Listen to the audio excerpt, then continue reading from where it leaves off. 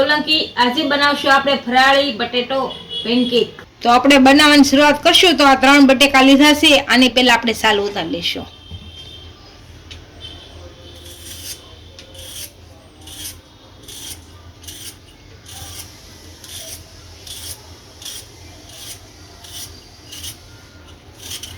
આ રીતે સાલ ઉતારી નાખશું ત્રણેય બટેકાને।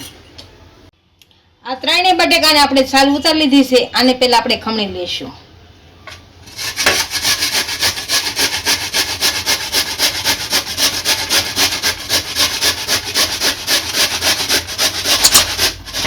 આ રીતે ખમણશું।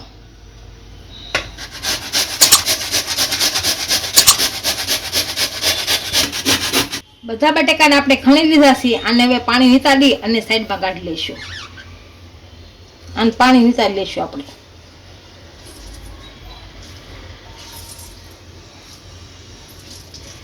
આ રીતનું બધું પાણી નિતારી લઈશું આપણે। આમાં નાખી દઈશું।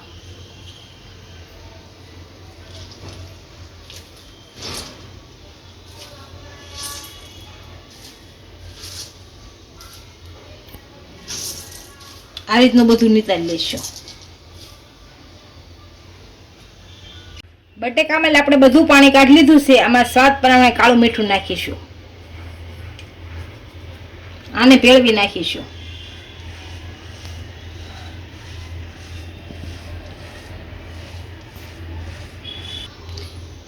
બટેકામાં આપણે મીઠું ભેળવી દીધું છે, અને હવે ગોળ વળાવવા લઈશું। આપણે બધા વડા વણ લીધા છે અને એક પેન મૂકી દીધું છે, ગેસ ચાલુ કરી દીધો છે। હવે આને તળી લઈશું। આમાં થોડુંક તેલ નાખીશું અને આપણે મૂકીશું।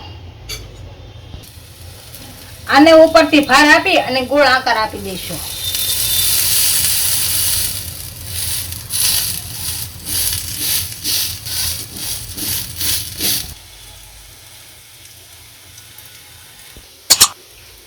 હવે નીચેથી શેકાઈ ગયું લાગે, આને ફેરવી નાખશું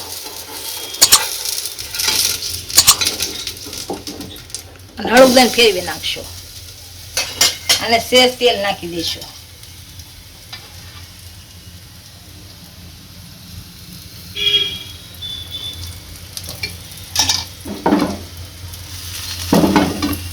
આ બંને બાજુ શેકાઈ ગયું છે, આને હવે કાઢી લઈશું। આ જ રીતના બધા શેકી લઈશું।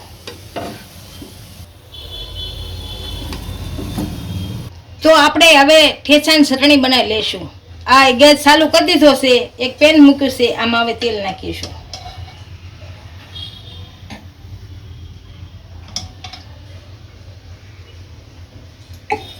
તેલ ગરમ થવા દઈશું।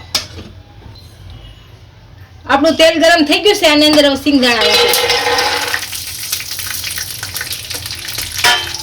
હવે મરચી નાખીશું। હવે જીરું નાખીશું। હવે કાળા નમક નાખીશું।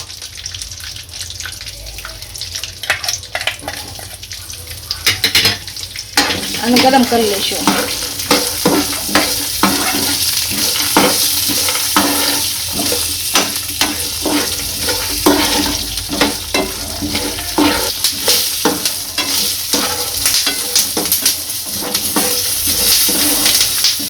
આપણે બધી વસ્તુ શેકાઈ ગઈ છે, અને હવે ખાંડી નાખી અને જેવું તેવું ખાંડી લઈશું।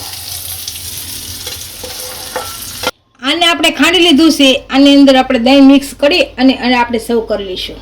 બટેકાનો ફરાળી નાસ્તો તૈયાર થઈ ગયો છે, એને એક ડીશમાં સર્વ કરી લઈશું।